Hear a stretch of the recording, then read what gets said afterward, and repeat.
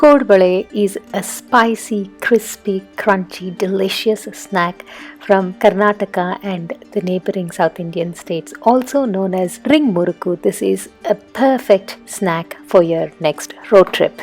I'll show you step by step how to make this delicious snack and also make an instant mix that can be stored. Hello and welcome to Spices and More.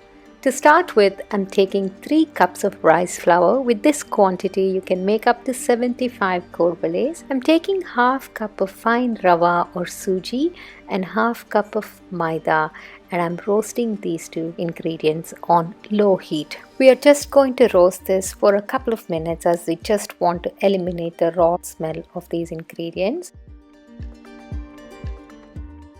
I'm now going to add this to the rice flour that we've taken.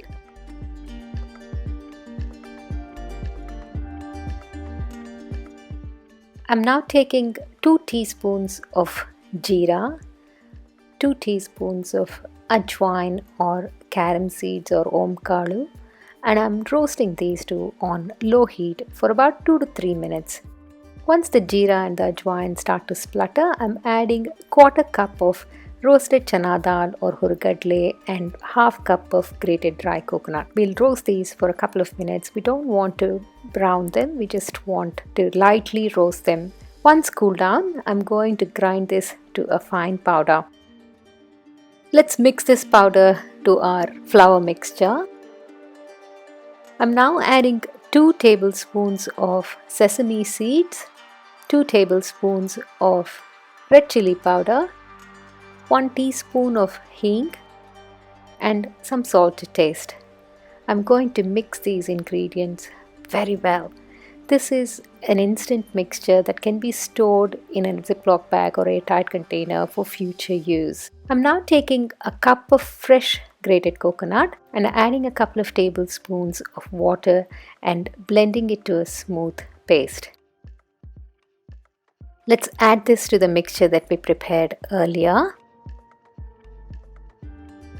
I'm now adding 3 tablespoons of softened butter. You can use 4 tablespoons of warm oil instead of butter. I'm going to mix this thoroughly with my hand, making sure all the ingredients are completely incorporated. I'm also making sure there are no lumps formed. And also a very important thing to note is not to add any water while mixing. I'm going to give it a taste and make sure the salt and spice are enough, and if need be, add extra salt. I'll now start making the dough, and I'm only taking a couple of scoops or a part of the mixture that we prepared to form the dough. I'm sprinkling some water and gently mixing it and gently kneading it. We want to make a soft dough, so add more water if needed, and it is very important to make sure you're only mixing parts of the dough and not for the entire mixture. That will make your kodbales soft. I'm now dividing the dough into small equal portions.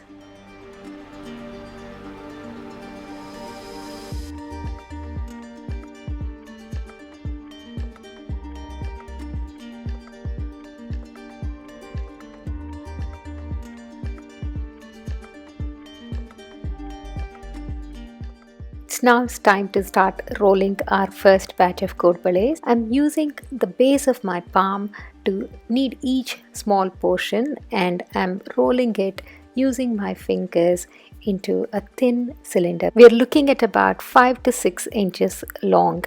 I'm now going to shape this into a spiral. You can also try making them smaller and just make them like a ring. Bale means a bangle in Kannada and kodu means horn. So a bangle with horn is what kodbale literally translates to. I'm repeating the same process with the rest of the dough portions that I prepared earlier. I'm now going to deep fry these in hot oil. I've taken about 1 liter of oil and I'm going to fry 10 kodbales at a time. And a very important thing to note is we need to keep the oil on low to medium heat. This will ensure the kodbale gets well cooked from inside. And while frying, make sure you're flipping the kodbales every now and then to ensure they're evenly cooked on both sides. After frying for about 5 to 6 minutes on medium heat, my kodbales are ready. I can feel the crispiness and the color looks perfect. I'm shaking off excess oil and taking them out on some paper towels. This is a perfect tea time snack. Enjoy it with a cup of coffee or tea, and be sure to make it for your next road trip. A few things to keep in mind to get that perfectly crispy kodbale are to make sure you're mixing the dough portion by portion, little at a time, and also to make sure your oil is always on medium heat. If you've liked this recipe, don't forget to give it a thumbs up. Until next time, take care.